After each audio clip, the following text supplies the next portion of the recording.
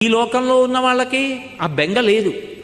అమ్మా అనొక్కసారి పిలిచి నమస్కారం చేస్తే చాలు, వెంటనే నేనున్నాను రా బిడ్డా అని అమ్మవారు కాపాడుతుంది.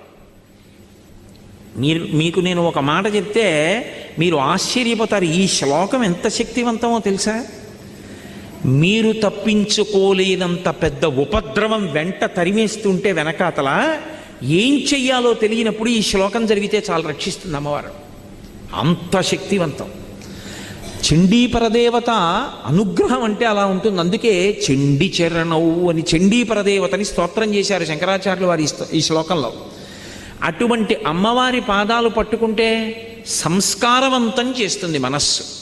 ఇక్కడ మీరు నన్ను ఒక ప్రశ్న అడగచ్చు, ఏమండి ఒకవేళ అసలు కోర్కెల మీద వ్యామోహం పోక, అసలు వ్యామోహం అనేటటువంటిది పోతే కదండి ధర్మబద్ధం చేసుకుందామన్న కోరిక. ఆయన అలా చెప్పారు.